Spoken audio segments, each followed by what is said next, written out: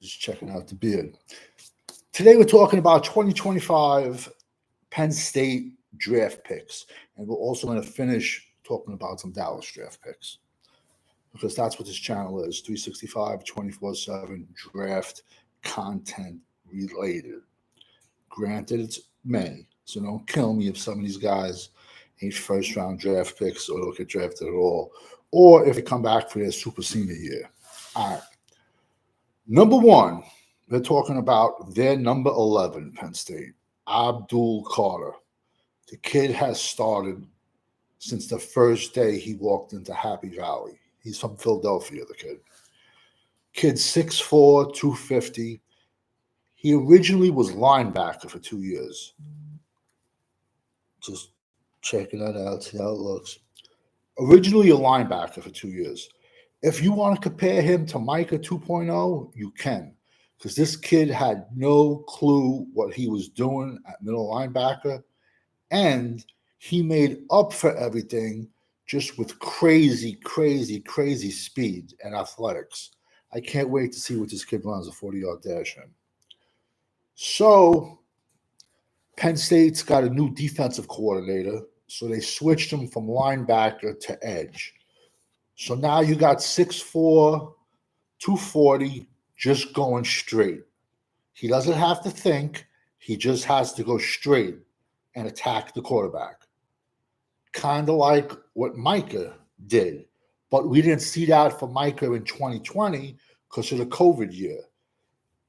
This kid started as a pure true freshman, and he had like 7 sacks, just on athletic ability.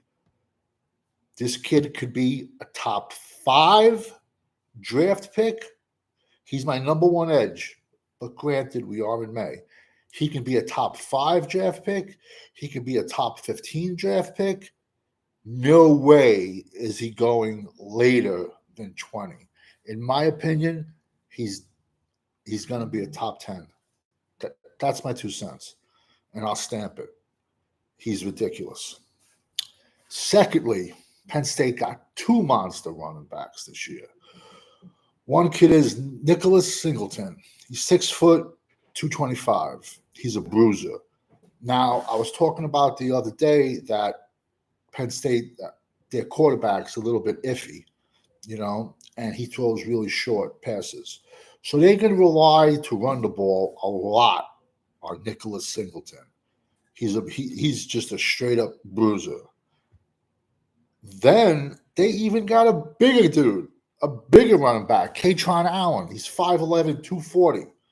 Yo, every time they get between the goal lines, like the 10-yard line, they throw him in. He's a monster running back hawk. He hawks all the touchdowns. So Penn State has 2 monster running backs. We'll get to the other positions in a little bit. And they got a quarterback that plays very, very, very conservative in Drew Aller. Third, we got Tyler Warren, tight end, 6'6", 260. It seems like, I don't know, Penn State's kind of sneaky turning into tight end U again. Last year, they had a kid, nobody really liked him but me, but he blew up the combine. Theo Allen, 6'6", 250, and he ran a 4.57 40.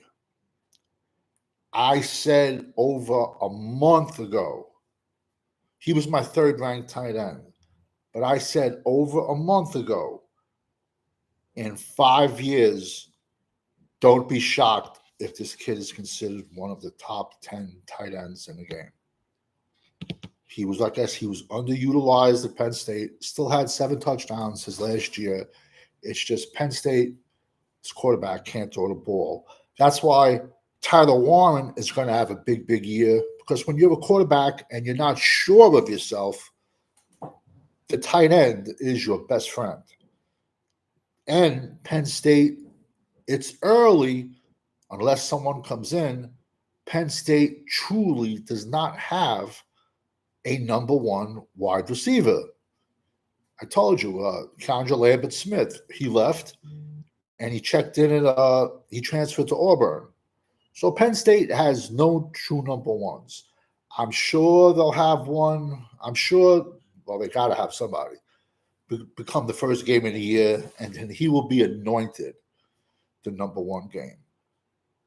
They lost their offensive and defensive coordinators, Penn State. So let's see what they can do. They are from a handicapping point. Since 12 teams make it to the college playoffs this season, they're going to look to run up the score on everybody.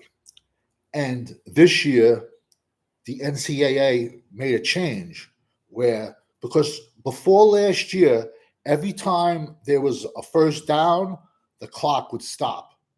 That's just so the NCAA can sell more commercials. But that also led to shorter games, and that left for teams to get the ball shorter. So if you're betting the over, you don't want that. Now the fact that they transferred over to the NFL design and they put a microphone in the quarterback's helmet, now after every single play, a player doesn't have to run in and give the play. After every single play, boom, the quarterback just gives it to your helmet. And so now Penn State can just boom, boom, boom, boom, boom, run the ball. Listen, and I also love betting the over, but that's more coming to fall. We're going to have a lot of fun, a lot of fun. You'll be able to buy all your girlfriends and wives gifts, but when you do, just say it's from Danny Savage. Maybe they got a hot cousin or something. Joking, just joking. So you'll see a lot more plays per game equals more scoring per game. There's college teams out west that they run a play every 9 to 10 seconds. That's ridiculous. But that equals more to scoring. All right. Today was Penn State. Tomorrow, we're going to do Ohio State. So be prepared for a long show because it's going to be, they got a lot of players. They could break the record for players drafted. So now we're going to go back to some of Dallas's draft picks this past April. Kalen Carson, cornerback from Wake Forest. Everybody's saying, "Oh, I had a round 3 grade on him. Oh, I had this grade on him." You had nothing grade on him. He was a reach. Who's played more years? He's played 4 years, and he has 3 interceptions. And his average, he missed about 4 games a year being hurt. That kind of scares me in the NFL. And on top of it, he's a rapper. We don't have a good experience with rappers. How did it work out with Boss Man Fats? Rapper and G, no good.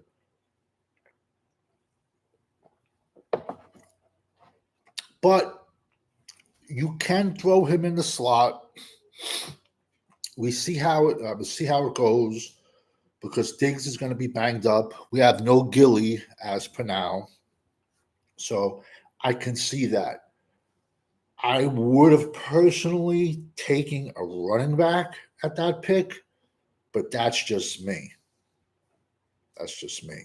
Because I'm sorry, but Dallas has top 5 worst running back rooms in the NFL.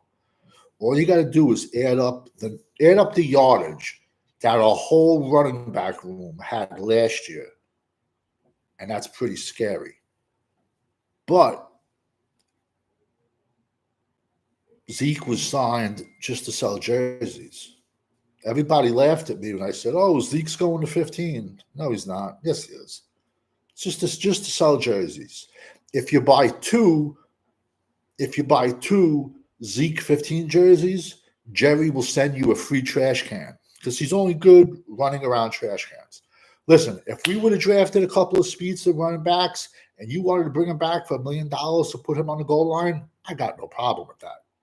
But you want to bring him back and you automatically saying he's on number 1 back? Is it insanity doing the same thing over and over again, but expecting a different result. I don't know. Sorry, that's my rant on him. Then we drafted our wide receiver, Ryan Flournoy, Southeast Missouri. What does Dallas have with 25-year-old rookies? Can anybody tell me? He'll be 25 in September. So no matter what he does, he's a one-year contract type of player. He says, "Oh, I like to patent my play after Des Bryant." Well, you're 24 in college playing up against 19-year-olds. What do you expect? What do you expect to play? I wouldn't have took him, but that's just me. Then we got Nathan Thomas out of Louisiana, 2-year starter at left tackle, crazy size. Is he all right guard of the future? He might be. Everyone is saying we're going to put this guy here, that guy there, this guy here, that guy there, this guy here, that guy there. It's all going to come down to where everyone gels on the wide receiver. Maybe BB can snap. It looks good with no pads on and no one in front of you. Worst case, he's a guard with position flex. Maybe Tyler Guyton can't play left tackle. Then his spot is right tackle. So I don't want to see people saying here, there, there, there. I want to see them play first. That's just me. I hate hyping people up until I've seen them play. And preseason does not count. Overshone made one play last year, and everybody was anointing him the new Lawrence Taylor. He was making plays against dudes that are selling cars right now and bouncing in strip clubs, which ain't really a bad job. Just want to throw that out there. But that's who he made his plays against. I mean, how many plays did Deuce Vaughn make preseason? And forget about Dallas. There's 31 other teams that guys that really scout football, we call them Mr. August because they make a million plays come preseason. And then once the season starts, they disappear. I would like to see more Deuce Vaughn, but we'll see what happens. So, like I said, this is a very, very, very early breakdown on colleges. We'll do one a day, but it helps you out if you're a college fan and you watch college football on Saturdays. I mean, there is football Tuesday, Wednesday, Thursday, Friday, but on Saturdays when you're sitting down on a game, like, yo, I heard that guy. I heard that guy. I heard that guy. Boof. Then the bell goes off in your head, and now you watch that guy and watch what he does. But I'll go back and say Abdul Carter is my number one rated edge, and he will be the first edge off the board. The kid's ridiculous. Tomorrow we're going to be working out. We're going to be doing Ohio State, so be prepared for a long video because they got a lot of players. They got a lot of players that should get drafted, put it that way. They should break the record for 15 players drafted in the NFL. And tomorrow, if I'm not doing nothing, we'll probably do Texas also. Texas straight down has the best offensive line in football. These kids have been starting since their freshman year. So that's just my 2 cents now. And the second game of the week is Texas versus Michigan. That's going to be a sick game because Texas has the number one ranked offense and Michigan has the number one ranked defensive line. Last year, I said Michigan's number one rated defensive tackle last year was Mason Graham. I got laughed at. All the Chris Jenkins fans said, oh, no, he is. The only thing Chris Jenkins has that's similar to his dad is his last name because his dad was like 3 inches bigger than him and about 100 pounds heavier. But I said Mason Graham was Michigan's best D tackle last year. And how ironic all these way too early mock drafts have Mason Graham going in the top 10. So there's a method to my madness. But we're just going to be doing breakdowns every single day of college teams. We're gonna do breakdowns on Dallas, but this is not going to be a clickbait channel. If something appears on the Twitter machine of Dallas might sign Zay Jones, you're not going to see me run to the computer and pop out a video for all the guys that just want watches. They just want clickbaits. Because we all knew Zay Jones wasn't going to sign with the Cowboys, and everybody acted like Zay Jones was the next coming to Randy Moss. I'm still trying to get Nathan Vasher out of my head. I got nightmares from him, from the Dallas fans talking about Nathan Vasher. I got nightmares in my head of Dallas fans talking about Simi Fehoko. I got nightmare in my head about all these Dallas fans talking about Maxi Pad being the next Mark Henry, being as strong as Larry Allen. Yet all these lifts that he said he did, it's like Bigfoot. You can't find him. He did 225 33 times. 5'8", 220-pound Blake Corum did it 31 times. Mozzie didn't even work out at his combine, and he didn't even bench the highest reps. And a USC guard, Andrew Voorhees, who worked out, blew out his knee, and then benched, had the highest records. But what do I know? It takes 3-4 years to grade a draft, and I truly hope Mozzie does come into, he gets his peanut butter in him, and I hope he does, because you have to realize in Zimmer's defense, Zimmer loves to run two giant one-techs in the middle. And unless we go Mozzie and Carl Nicks, we really don't have any one-techs. I'm just being honest. I say the truth even when I lie. So listen, thank you everybody for rocking with me today. I was expecting that shirt looks familiar. I was expecting a surprise today, but the mail was late. Nothing I can do about that. That's a phrase, right? The mail's always late. But thank you, everybody, for rocking with me. You can check me out, Danny Savage Draft Guru, on Twitter. And like I said, daily mock drafts and daily players of the week. All right? Thank you so much. Peace out. But when you're GWO, it's for life.